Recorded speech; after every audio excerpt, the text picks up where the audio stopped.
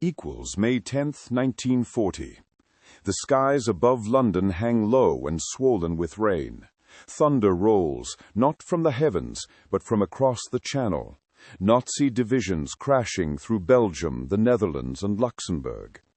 Inside the House of Commons, the air is dense with unease. Neville Chamberlain's voice trembles as he resigns, and in that tremor echoes the sound of a nation at crossroads. Among the murmurs, Winston Churchill stands solitary, cigar smoke swirling about him. His eyes, bloodshot yet resolute, hold the weight of empire and the flicker of defiance. A messenger approaches, whispering, "His Majesty will see you now." Churchill nods, his heart pounding like artillery. The drive to Buckingham Palace feels both brief and endless. In the mirrored silence of the royal car, he glimpses his own reflection, a man soon to lead a beleaguered island against the storm to come. Equals. The crimson carpets of Buckingham Palace absorb the echo of Churchill's steps. King George VI, still young but aged by burden, awaits in solemn calm. The room smells faintly of incense and history. "I have to ask you to form a government," the monarch says quietly. Churchill bows deeply, yet for a brief heartbeat he hesitates. The scale of what is unfolding beyond Britain's coast, armies shattered in hours, whole nations collapsing into German hands, rages through his mind. But the Prime Minister in him awakens. "I accept it, sir. I have nothing to offer but toil, tears, and sweat." The king nods, the faintest smile of trust lighting his reserved face. As Churchill leaves the palace, flashes of lightning streak above Victoria Memorial. The storm has arrived, both literal and political. Yet for a moment, he draws strength from the weight of office, the mantle he has long sought, now heavy as destiny itself. Equals within the bowels of the cabinet war rooms beneath Whitehall, the corridor hums with urgency. Staff officers shuffle maps showing the German advance. Red arrows surge across France like veins of fire. Churchill strides in, coat flaring, eyes darting across the table. "Gentlemen," he declares, "we are facing the gravest crisis in our history." Around him, Chamberlain sits, pale and subdued, while Halifax's gaze lingers on the floor, uncertain. Outside, the wail of air raid sirens begins, a mournful overture to Britain's trial. The newly formed war cabinet debates France's collapse, the defense of Dunkirk still unimagined. Hours stretch, pipes burn down, tempers fray. Yet Churchill's booming baritone cuts through despair. "We shall not negotiate. We shall fight, and by fighting live." In the flickering lamplight, his words kindle the first sparks of resistance. Equals news arrives like hammer blows. The Wehrmacht has punched through the Ardennes. French divisions buckle under the speed of blitzkrieg. In Downing Street, the telephones ring unceasingly. Reports from General Gort's British Expeditionary Force are bleak. Unit communications lost, columns encircled, morale collapsing. Churchill leans over the map table, cigar trembling. "Tell Lord Gort to hold until his last man. Evacuation for now is unthinkable." Around him, ministers whisper fears of total collapse. The Prime Minister glances at the map. Calais, Dunkirk, the Channel glistening like a steel blade between Britain and disaster. He mutters, "So that's where the hinge of fate will turn."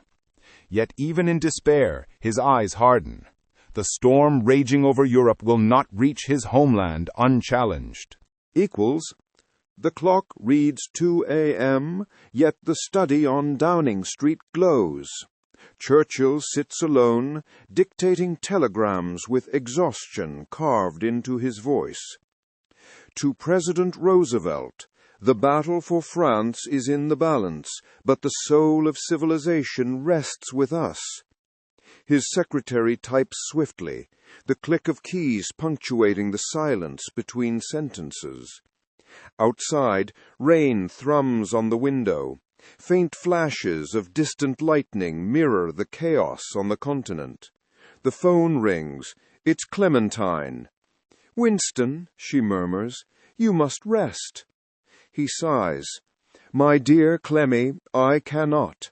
A prime minister does not sleep through the night of his country's peril. His voice falters momentarily, revealing the man beneath the armor. But then he straightens again, finishing the sentence that history will remember. We will never give in. Equals May 14th brings a devastating communiqué. The city of Rotterdam has been obliterated by German bombers. Churchill listens as the report is read aloud, his expression tightening with every word. Civilians, thousands of them, flattened in minutes, says a weary clerk. He stands, fists clenched. This is not war! It's a monstrous crime, he growls. For a long moment, the room is silent, save for the ticking of the clock. The air feels heavy with grief and fury. Outside, in the gray dawn, Londoners read headlines that chill them to the bone. Yet amid sorrow, Churchill's resolve hardens further. Very well, he says quietly, almost to himself. If Hitler wants a conflict of annihilation, we shall give him defiance everlasting. The words hang in the air like steel, sharp, unbreakable, immortal. Equals. By the fourth day, fatigue grips every man in the war cabinet. The air is thick with smoke and caffeine. Generals argue over lines of retreat. Politicians whisper of compromise. Churchill slams his fist down. Papers scatter like startled birds. There will be no parley with the enemy. The moment we stretch out a hand, he will drag us to servitude. Silence follows. Outside, the rumble of London's buses and church bells carries faint reassurance that Britain still breathes freely. Halifax lowers his eyes, defeated by the force of Churchill's conviction. Then, Prime Minister, he says at last, we shall fight on. Churchill nods, eyes ablaze beneath heavy lids. Indeed, and we shall prove ourselves equal to our time. The unity forged in that claustrophobic chamber will soon become the heart of Britain's endurance. Equals May 13th, the House of Commons. The chamber buzzes as Churchill rises for his first speech as Prime Minister. He grips the dispatch box, hands steady despite the invisible weight upon them. I have nothing to offer, he begins, but blood, toil, tears, and sweat. The words strike like a drumbeat across the hall and beyond, transmitted by radio to millions who cling to them as to a lifeline. MPs lean forward, compelled by the gravity and music of his tone. Through those sentences, a people adrift in doubt find anchor. Reporters scribble furiously. Messengers hurry from the chamber. When he concludes, the hush that follows is absolute. Then applause, hesitant, growing, unstoppable. It is the sound of resolve being born anew. Equals. That night, May 14th, gives way to May 15th under the dim lights of the underground bunker. Britain's fate teeters on the knife edge of decisions yet unseen. Churchill walks the narrow passageways in silence. The maps whisper tales of advancing divisions, but his mind turns toward his people. The air raid wardens, the mothers reading by candlelight, the boys drilling with wooden rifles. We must become the fortress of freedom, he mutters. Clementine's photograph rests on his desk beside an untouched glass of brandy. He picks up his pen and writes a simple order. Continue resistance, prepare every soul. In the stillness, one man's pen becomes Britain's sword. Equals on the morning of the 5th day, his 100th hour, Churchill stands at a window overlooking the grey Thames.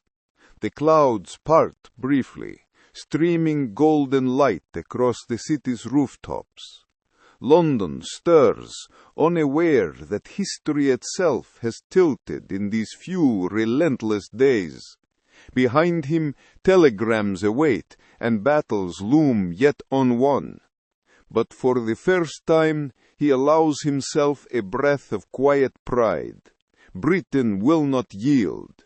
The storm that shattered Europe has reached its shore and found a wall of will. He sets his jaw, and with a half-smile whispers, "Come then, Germany, we are ready for you." The bells of Westminster chime, not for defeat, but for defiance, and the dawn of Britain's greatest test.